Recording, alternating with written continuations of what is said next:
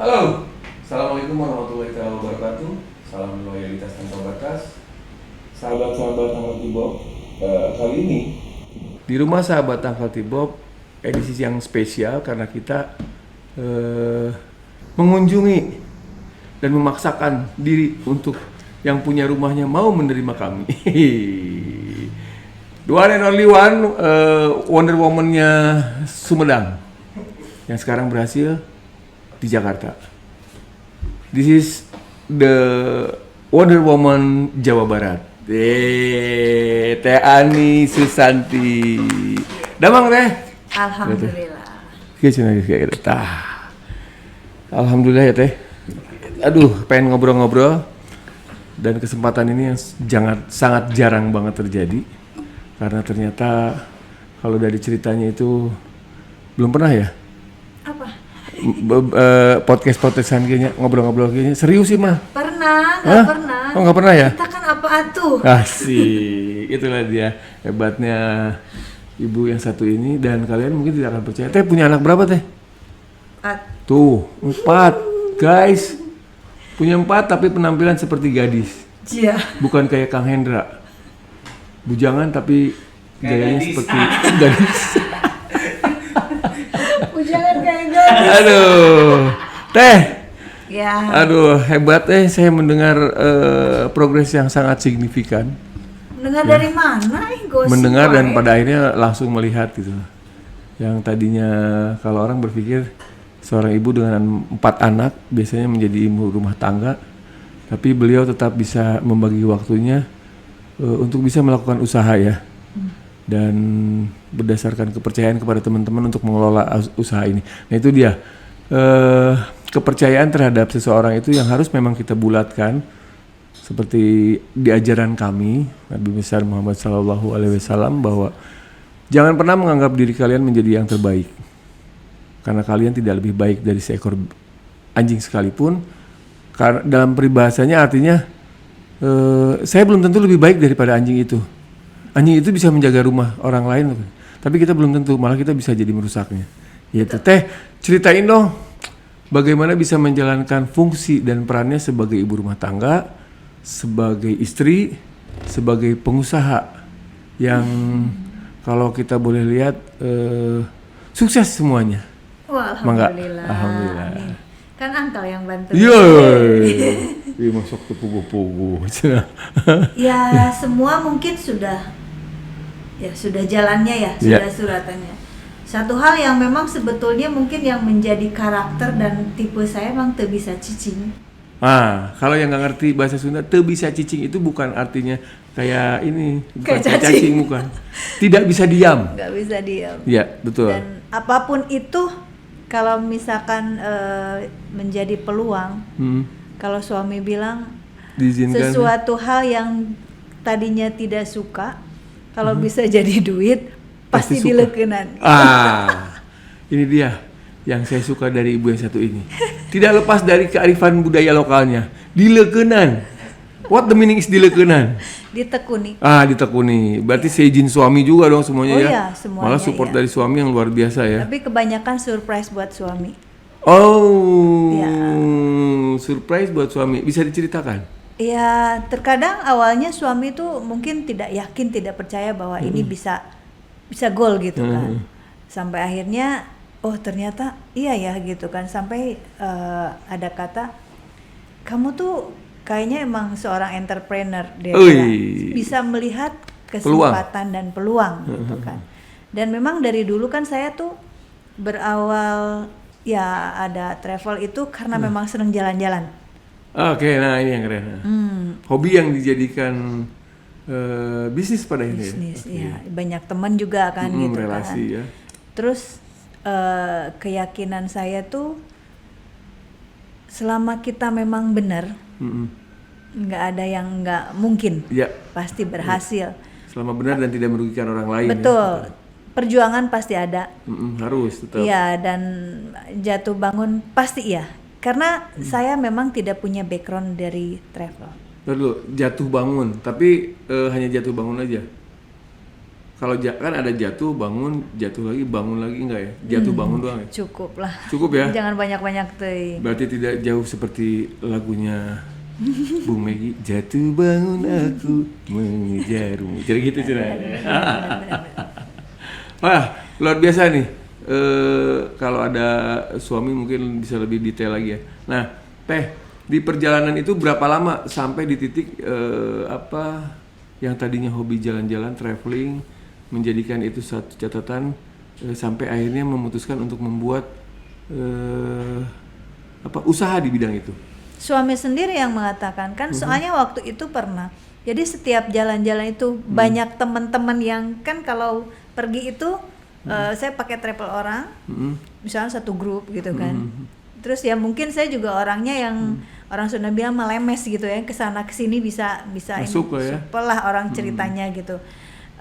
Jadi kalau itu mereka tuh nggak tahu punya titik kesan apa gitu kan sama saya, sampai dia bilang nanti kalau mau jalan-jalan lagi kemana ajakin ya gitu. Sampai akhirnya kalau nggak salah bisa bikin 2 grup pergi ke Turki kemana, terus cari travel lain gitu kan. Ya tanpa kasarnya nggak minta komisi lah apa. Yang penting saya bisa berangkat dengan orang-orang itu, bisa nyenengin mereka gitu kan. Nah suami bilang, kamu kenapa sih nggak bikin travel aja gitu. Tapi kan saya nggak ngerti. Tapi kan kamu pasti bisa, jalanin aja dulu. Ya udah, dicoba. Jadi sebetulnya prinsipnya usaha apapun kunci utama kan memang network ya. Iya betul, dijalin. Jadi memang buka usaha tuh menurut saya setelah saya jalani makin sini makin tahu apa aja sih yang utama banget yang dibutuhkan gitu kan. Skala prioritasnya ya. Betul. Satu kan kalau kita mau buka usaha tuh harus ada modal biasanya gitu kan.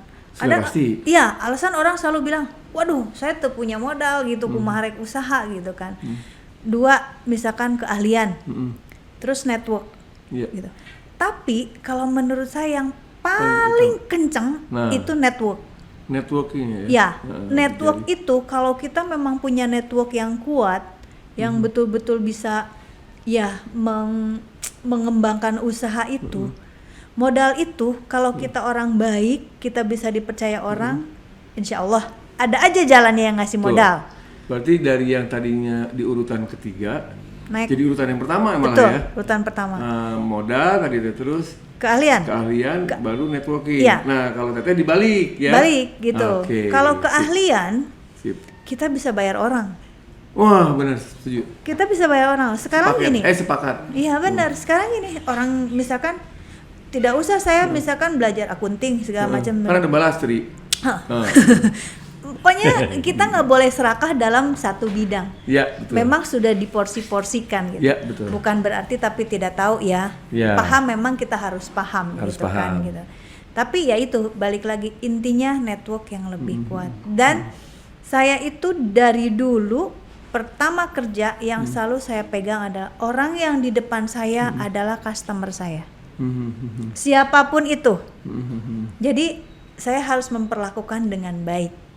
Karena tidak tahu once dia adalah akan menjadi customer saya. Betul. Walaupun itu teman saya sendiri. Contoh, tiba-tiba saya mau beli tiket dong. Contoh kecil itu kan menjadi customer gitu kan. Dari yang tadinya persahabatan, pertemanan. Iya, betul. Iya, betul. Itu. Kalau masalah ngurus anak segala macam, itu tugas utama. Jadi semua beresin dulu anak-anak semua. Ya karena posisi saya juga ya alhamdulillah memang sebagai ya itulah gitu kan. Jadi kapanpun bisa saya kerjakan dari rumah. Iya. Gitu. Kapanpun bisa dikerjakan dari rumah walaupun rumahnya badak gitu. Kayaknya kalau kalian mungkin tidak akan percaya kalau masuk rumahnya beliau ini bisa nyasar. Enggak lah. Jadi memang ini ya Teh. Tentunya selain jejaring tadi kita juga punya orang-orang yang bisa kita tempatkan di posisi yang benar. Ya. Jadi the man in the right place ya. Ya. Oke. Nah, untuk mendapatkan orang-orang itu, bagaimana Teteh bisa? Oh ini sini tepatnya di sini, ini pasnya di sini nih gitu. Kayaknya jarang banget kan bongkar pasang karyawan ya. Karyawannya itu aja sih. Ya alhamdulillahnya memang dia mau diapain aja sama saya. Enggak, bagus loh. Dalam artian kan gini, banyak orang yang mengatakan bahwa seleksi alam. Tapi kalau saya lihat ternyata orang yang ikut bekerja sama Teteh itu rata-rata betah. Ya. Terus dia tidak harus berganti-ganti orang kan. Kan biasanya kalau orang kan bongkar pasang. Bukan begitu Mbak Lastri? Iya aja dia kayak tadi. Kayak gitu lah. Nah, itu bagaimana bisa mencari seperti itu terus membuat mereka meyakinkan bahwa gue percaya sama lu dan lu gak usah kemana-mana gitu. Sebetulnya kalau meyakinkan mereka terhadap saya itu mereka yang punya ya, Uncle ya. Tapi kan dari kitanya juga kan. Betul, saya sih cuman melakukan apa yang harus saya lakukan. Satu, posisi saya misalnya siapa? Apa yang saya harus berikan terhadap mereka? Kewajiban lebih dulu iya, ya. Gitu kan. Haknya mereka ya. Betul, haknya mereka gitu kan. Terus yang kedua, ya selayaknya manusia ya, walaupun saya sebagai posisinya siapa gitu kan, tapi saya tidak pernah memandang mereka itu ya katakan atasan dan bawahan ya. Betul. Jadi semua karyawan saya selalu perlakukan dengan seperti saudara, seperti sahabat ya. Seperti keluarga. Memang dia adalah bagian keluarga saya. Betul. Dan saya bilang sama mereka, ya saya maju, kalian pun harus maju. Nah, gitu itu loh. dia. Sahabat-sahabat ini harus disimak. Jadi ketika mempekerjakan orang lain, jangan anggap mereka itu bawahan kita. Walaupun secara hierarki ketika di satu bidang usaha itu ada atasan dan bawahan, tapi anggaplah mereka itu seperti keluarga buat kita ya. Karena kalau mereka yang kerja nggak benar, otomatis ke usaha kita juga nggak benar. Betul. Nah kalau lu mau maju, yuk kita maju bareng-bareng. Ya gitu. Tapi kalau lu mau gemuk Kang Hendra, lu gemuk sendiri aja, jangan ajakin yang lain. Gitu. Dan Teteh itu biasanya gini, kalau misalkan nih orang ada potensi untuk walaupun tadinya di bawah, kalau memang bisa di upgrade untuk menjadi naik, kenapa enggak? Nah itu yang saya suka. Jadi memang pertama saya selalu berdoa, ya Allah, saya ingin menjadi orang yang bermanfaat untuk orang banyak. Siap. Saya ingin memberikan rejeki, ya maksudnya tuh lewat saya gitu. Saya pengen punya karyawan tuh banyak. Karena dari situ saya akan mendapatkan doa dari keluarganya, gitu kan. Nggak lebih dari itu gitu, bukan untuk saya mau kaya. Saya udah bilang sama Uncle kan, tapi saya bukan untuk bergaya. Ya, saya mau kaya tapi bukan untuk bergaya. Ya. Luar biasa. Tapi saya mau menjadi dan membantu orang yang tidak berdaya. Nah, coba diulangi lagi sekali lagi. Saya mau jadi kaya, tapi bukan untuk bergaya. Tapi saya mau membantu orang yang tidak berdaya. Luar biasa, merinding gue. Iya. Luar biasa, kali ini saya yang tidak bisa ngomong apa-apa. Yang biasanya kalau kata orang Inggris saya itu capetang, tapi ketika ada bahasa-bahasa seperti itu bahasanya bahasa langit.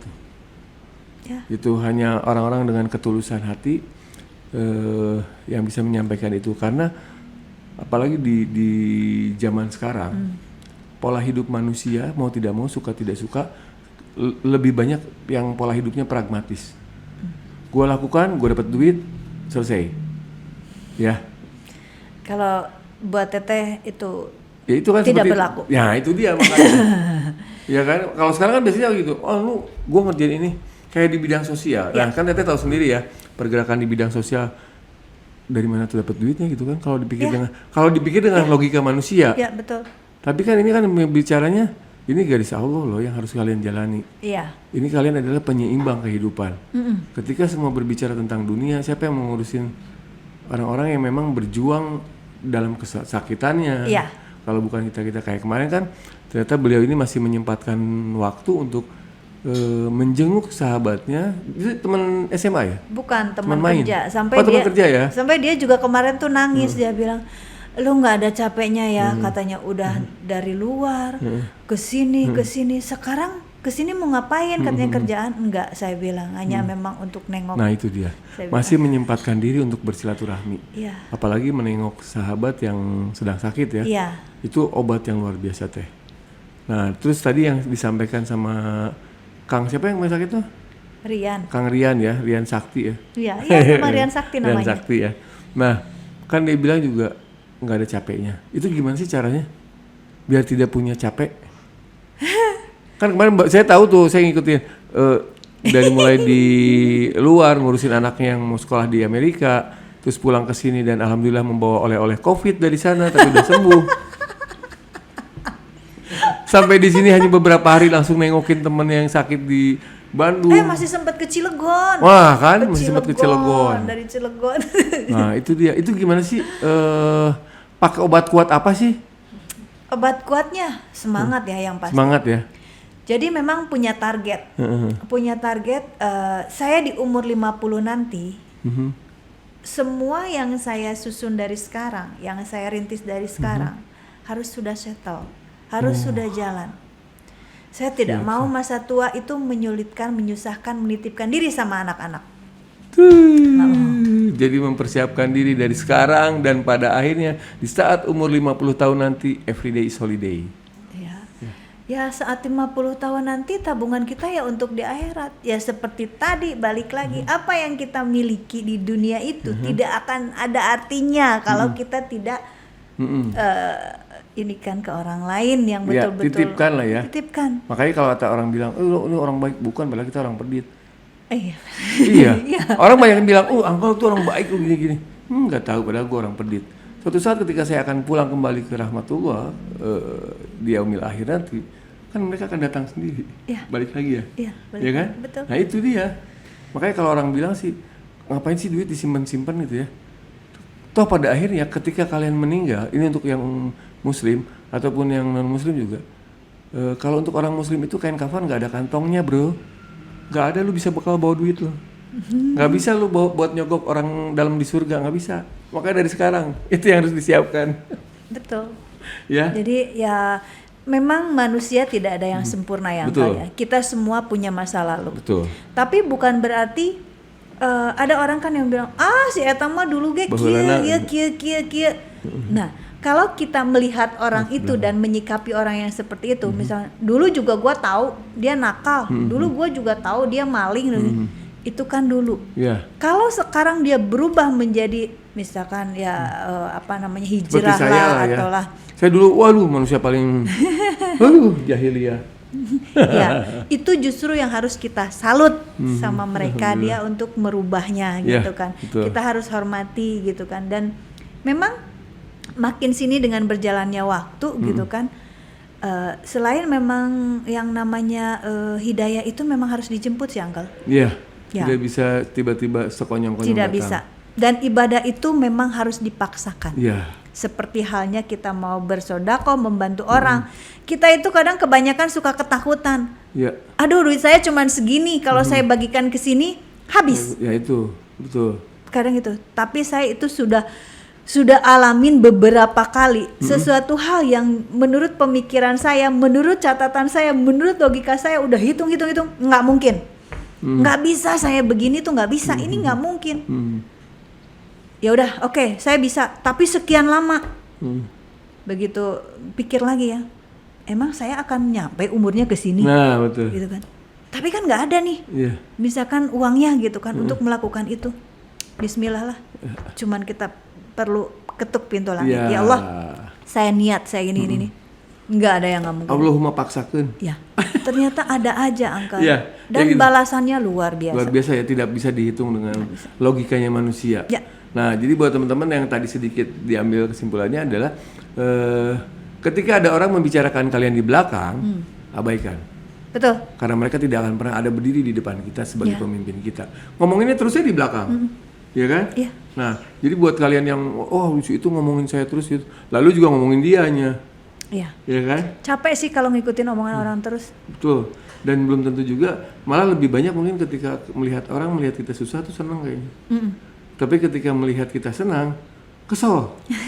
Dan itu saya alamin. Itu saya alamin pribadi dalam artian gini. Saya dulu di masa orang-orang sedang bermain, teman-teman saya itu justru ngeledek. Pada saat usia-usia main gitu ya, saya lebih banyak belajar. Oh, oke. Lebih Orang banyak pinter belajar. sih. Enggak, bukan. Yo. Nggak, makanya. Karena memang dari orang tua sendiri di ini saya harus tadi menunaikan kewajiban saya terhadap orang tua. Iya. Ketika saya selesai, orang tua juga harus memberikan keleluasan kepada saya untuk saya mengambil hak saya. Nah, pada saat itu saya selesai sekolah, saya kuliah, saya melakukan apa yang saya mau. Dan alhamdulillah dengan keyakinan kita sampai saat ini pada akhirnya yang paling lucu tuh kalau Lebaran. Kenapa? Nah, kalau Lebaran kita kumpul nih sama teman-teman saya dulu ada 9 orang. Nah, kumpul hari ketiga tuh kan hari pertama, hari kedua biasanya sama keluarga. Nah, hari ketiga tuh saya bilang, ya kita kumpul yuk. Lu ajakin istri dan anak lu. Oh, gue mesti harus kerja lagi. Ya, lu masih dijajah pekerjaan gitu. Ya kan, makanya saya selalu menyampaikan buat saya adalah setiap hari itu liburan. Itu tadi, di usia yang ke-50, buat saya itu sudah sampai, saya sudah mengalami itu. Jadi saya sangat mendukung ketika memang apa yang Teteh rencanakan sekarang itu insya Allah pasti bisa terlaksana.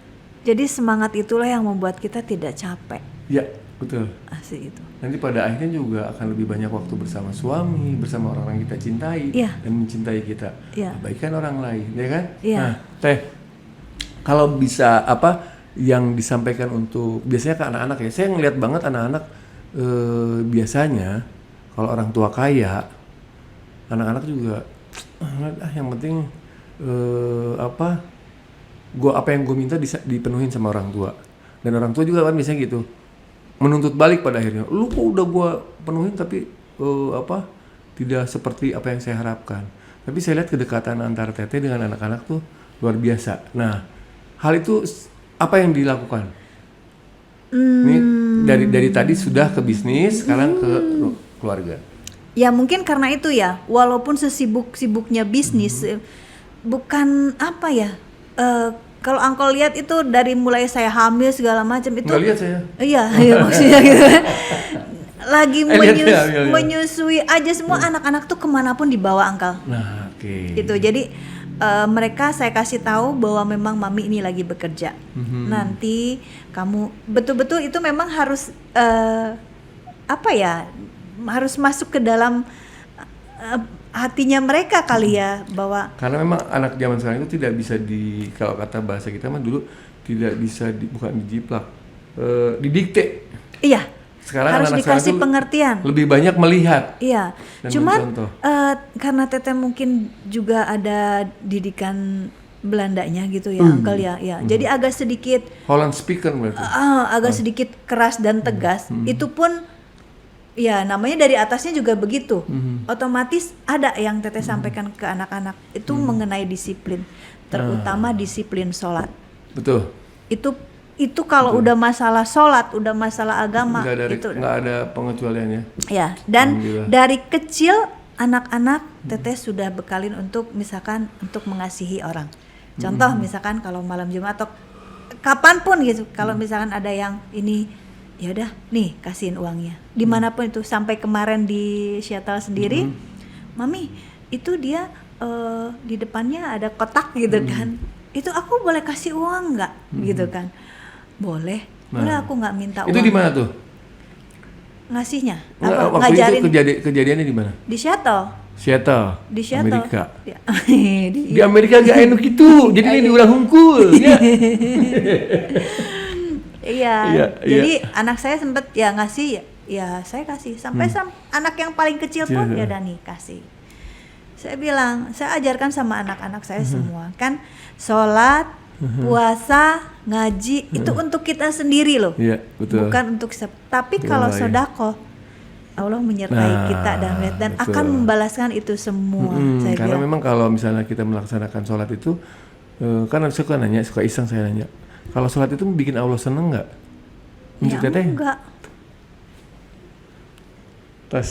Karena itu kewajiban kita. Iya, itu memang buat kita. Betul. Jadi kita mau lambatin sholat, kita mau cepetin sholat, kita mau nggak sholat ini segala macem. Ya itu terserah. Nah biasanya kalau saya tanya itu, kalau orang sholat Allah senang, senang dong. Enggak, loh itu kewajiban lu kok. Itu Iya, lu mau betul. syukur laksanain, yang enggak ya dosa lu. Iya. Nah itu tadi memang bagus, disiplin dalam artian saya sendiri alhamdulillah nih boleh ya kita juga membanggakan. Saya alhamdulillah dengan mantan kekasih itu selalu memang diutamakan. Jadi anak yang paling besar itu laki-laki sudah bisa diberikan tanggung jawab, terutama untuk hal sholatnya. Dia akan lebih dulu berangkat. Belum beduk juga, biarin nunggu beduknya di masjid aja. Hebat. Alhamdulillah. Tapi bapak kan kadang rese. Jangan. Seperti yang Ibu Atta bilang, waktu Mas Eril meninggalkan, saya melihat dengan mata kepala sendiri. Dia bilang kan ijazah pun tidak dibawa. Yang benar-benar dia bawa cuman baju yang melekat, yang menutupi auratnya. Iya, betul. Ternyata memang semuanya nggak bisa dibawa. Iya, betul. Kalau masalah untuk si Eril, aduh luar biasa tuh anak. Iya. Luar biasa. Iya. Saya suka datang malam-malam ke rumah. Enggak di mobil. Kenapa nggak pakai mobil bapak lu? Enggak, kelihatan. Ternyata dia low profile banget. Luar biasa. Iya, dia. iya. Nah Teh, boleh sampaikan pesan-pesan untuk generasi muda, generasi yang milenial yang sekarang ini banyak menggandrungi hal-hal yang berbau luar negeri, tapi padahal mereka sendiri belum tahu seperti apa di sana. Kayak kan kalau nggak diceritain di Seattle itu ada loh pengemis, ya kan? Kalau orang kan ngeliat hanya, Amerika itu wise gila, negara adidaya. Padahal di sana juga banyak orang miskin, Banyak. ya kan? Banyak. Nah, bisa disampaikan ya Teh, apa sih untuk membuat mereka bisa fight untuk di kehidupan yang akan datang? Kalau menurut Teteh sih semua orang itu, ya anak-anak sekarang harus punya keahlian, Skill berarti ya? skill itu yang paling utama. Karena kenapa? Satu, skill itu nggak susah bawa. Lain halnya nggak usah perlu punya gadget lah, itu kan dibawa-bawa, susah. Tapi kalau skill apapun lah itu, kalau kita dilepas. Tapi jangan skill nyopet ya? Oh bukan, ya skill yang terbaik lah gitu kan. Dimanapun kita bisa hidup gitu kan. Lepas ke gunung juga istilahnya bisa hidup. Bisa gitu hidup kan. ya, kayak Bisa, kata orang gitu Sunda kan. mah lepas di kebun kayak dia bisa hidup. Iya. Tuh Pik, dengerin Pik. Skillnya jadi jangan skill nyekilin cewek aja. Terus dia memang harus mandiri kalau anak-anak sekarang. Dan jangan berpikiran, contoh misalkan orang tuanya memang segala macam gitu. Waduh, udah biarin. Kayak supermarket lah ya. Iya, kayak supermarket lah, apapun yang dia sampaikan, dia celangap ada gitu kan. Makanya banyak yang memang orang tuanya yang merintis segala macam di generasi sekian selesai. Ya. Nah itu saya tuh. Saya orang kaya 7 turunan. Keluarga saya tuh keluarga kaya 7 turunan. Nah kebetulan saya turunan ke-8. Jadi udah nggak kebagian. Iya, makanya saya suka bilang sama anak-anak, yang mami miliki, yang papi miliki sekarang bukan punya kalian. Tapi mami bekalin kalian dengan pendidikan, dan nanti mungkin mami akan kasih modal cukup sekali. Setelah itu silahkan kalian yang mencari. Ya, kemajuan atau mau mundur kalian. Mami cuman sampaikan ya adanya itu, dan cuman bisa mendoakan itu aja. Oke, luar biasa Teh. Saya hari ini banyak banget mendapatkan pelajaran yang luar biasa dari sisi ekonomi, dari sisi trust each other, terus bagaimana untuk memanage keluarga juga. Karena saya baru nih berumah tangga tuh, saya telat soalnya. Oh gitu ya. Jadi baru saya jalan. Jadi saya masih banyak belajar dengan orang-orang lain. Hatur nuhun. Sami. Semoga kita tetap selalu bisa menjaga silaturahmi. Amin. Salam buat papinya anak-anak. Amin. Terima kasih. Sahabat, ini yang perlu harus kita garis bawahi, dan terutama buat kalian generasi berikutnya. Apa yang disampaikan oleh Mbak Ani tadi kita bisa sedikit simpulkan. Jadilah generasi muda yang bukan generasi rebahan, tapi jadilah generasi perubahan yang akan sukses di masa depan. Saya Angkati Bob dengan Rumah Sahabat dan Mbak Ani. Terima kasih. Wabillahi taufiq wal hidayah. Assalamualaikum warahmatullahi wabarakatuh. Bye.